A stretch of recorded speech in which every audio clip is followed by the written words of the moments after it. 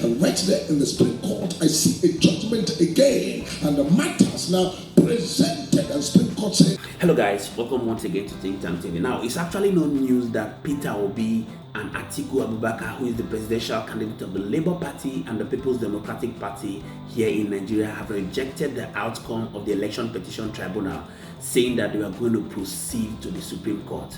A lot of speculations are trailing the internet. People are beginning to wonder what is going to be the outcome of the Supreme Court. Now, in this video, in quotes, I'm going to be giving you the outcome of the Supreme Court as prophesied by a very renowned man of God by name Prophet David Elijah. But before I do that, I'd like you to hear from Sowore, who is the presidential candidate of AA political party.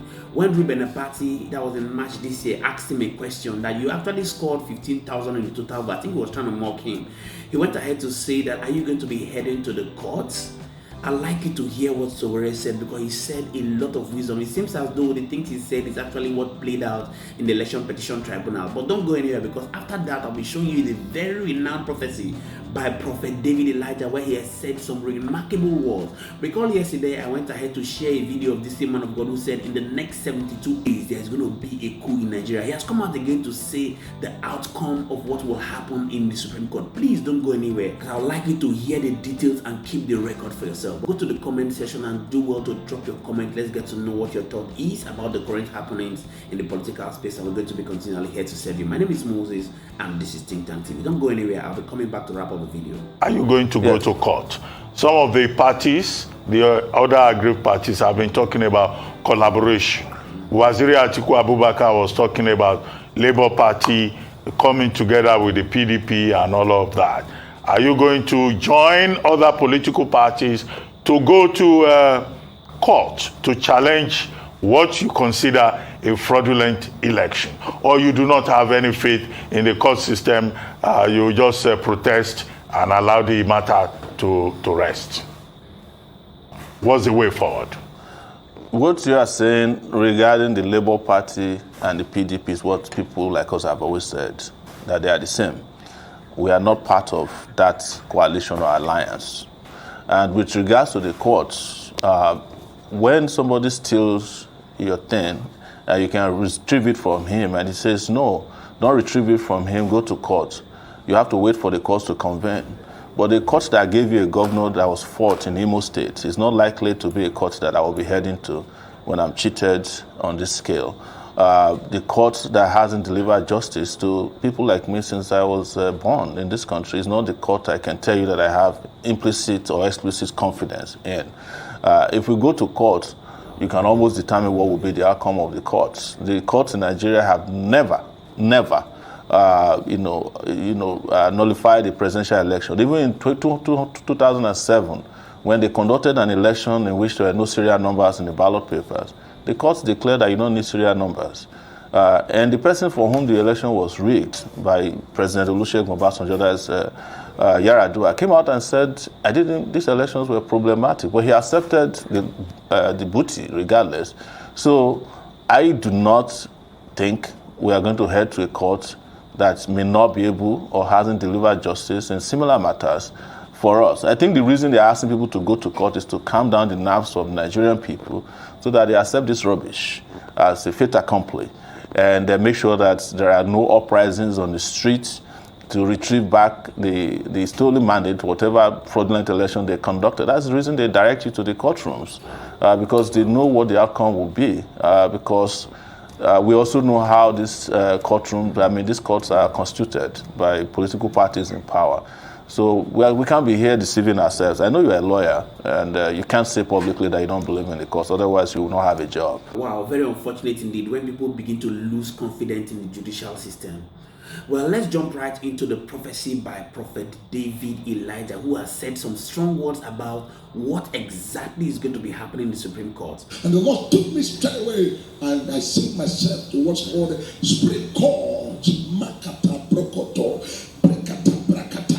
I said, my God, what are you taking me now? We are already done, and there's a verdict already passed out there, right there on the election petition tribunal. And the Lord said, no, it's not over yet, that everybody should now be attentive to what is going to happen right there. And I see myself in a place called Supreme Court straight away.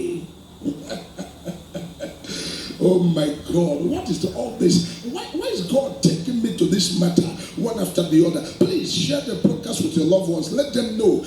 Tell everybody to listen to Major Prophet of God. Share this broadcast wherever you are. You're watching on television, you're watching on YouTube, your Facebook, wherever. Share the broadcast. Let them know Major Prophet of God is at it again. Major Prophet of God is at it again. Mataka procedure. Some people are waiting to see how everything will end. I have vowed to myself, I will never say a word of my own. I will always follow what is written in the realm of the Spirit, to now go ahead of time, to speak what tomorrow holds, and speak of what the future holds, so that the people now can be able to know that God is the God of future. God is the God of today. God is God of tomorrow. God is God of yesterday. God is God of yesterday, today, tomorrow, and forever. For the world to fear this God. It is a time that everybody in Nigeria must fear God. It's a time that the whole world must shake, be terrified that you have a God in heaven. God said, let the people know that there is a God in heaven that is called the most powerful God. Right now, the Lord said to Major Prophet of God, stand at the Supreme Court to tell the world what will unfold. Because I'm seeing the issue of what's called the people right now, right on what I told you yesterday. And I said the people will now come out and say, I reject this very verdict. I don't take it. And they will proceed to where it's called the Supreme Court. And right there in the Supreme Court, I see a judgment again in the Supreme Court. And the matters now presented, and Supreme Court said, we cannot entertain. And there's another strike out. And strike out at the Supreme Court.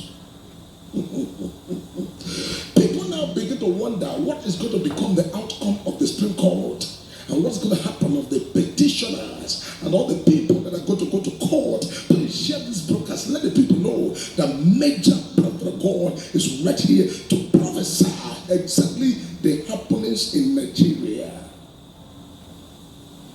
Because all the happening in Nigeria is very clear before Jehovah. But the special grace of God of Nigeria is the country where you have the highest number of people that serve and believe in God.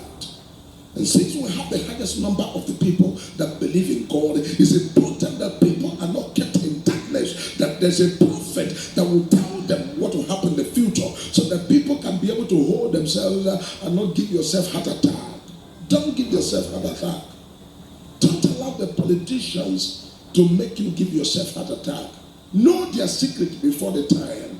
Understand the handwriting on the wall. Know the mystery. Know the detail of the spiritual, so that you can concentrate your life and move on with your life and focus on God and focus on the next level, and never you allow yourself to become the one that will menace and manipulate and make you to now be the one that will be having BP on their behalf. Do not be ignorant of this. The Bible says, we wrestle not against flesh and blood, but against principalities, against powers, against spiritual wickedness in the high places, where we are in a place where we must not allow people to take us for granted. We must be spiritual enough to understand the handwriting on the wall, because there's a handwriting on the wall. Because the Lord took me in the realm of the Spirit, and I see all the politicians, now the people that they've struck out their case, said, no, we are not taking it. We are proceeding to the court, and we're moving to what's called the Supreme Court. What out? A date will be given, and the date will go far, and they put the date far. If cash not taken, that date is going to be by next month or ending, or they will move it to next year. And I see the Supreme Court now asking for what's called the document of the last judgment, and they will be beginning to provide, and the Supreme Court look at it, and the end of it all, Supreme Court will have nowhere to go but to now attest to what has been passed as a verdict. And say that is how it is.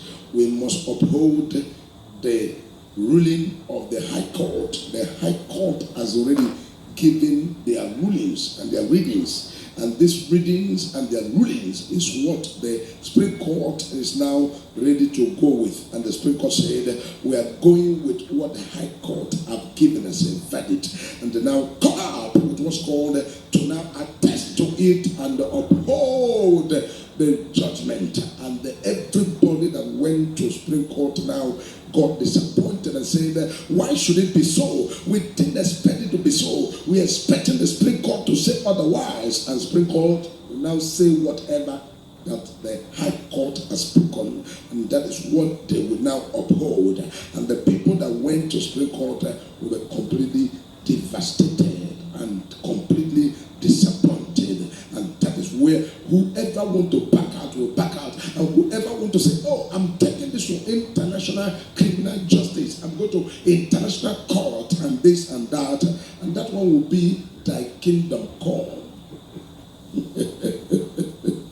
Now, what we keep saying to people is that you must do well to have discretion when you have such prophecies. Now, talking about the Election Petition Tribunal and the Supreme Court, I think Sowore has wrapped it up already. Because if you take a deep dive into that whole matter that unfolded there, what I expected from the court was to say that they are slamming INEC for contempt of court. Because if your judgment is saying that you did not bring substantial evidence enough, it was clear. You have just 21 days to do your filing, and ultimately these guys were saying that INEC is not giving us the relevant documents we need to do the filing. Obviously, this is the document they will use to file their case to have the so-called substantive evidence enough, and INEC was not releasing these documents to them. What do you expect them to do? Where do you expect them to get the evidences from? Unfortunately, this is what we see in this country. We just hope that everything is going to turn out right. Please do well to go to the comment section and drop your comment. Let's get to know what your thought is about the current happenings in the Nigerian political sector. We're going to be continually here to serve you. If you're new to our session, please do well to smash the subscribe button, turn on all notifications so that you can be duly informed when we put out informative content like this, and give us a thumbs up as a means of courtesy to be preserved of this content. Thank you so much to all our viewers and returning subscribers. We do not take it lightly. My name is Moses and this is Think Tank TV. Bye for now.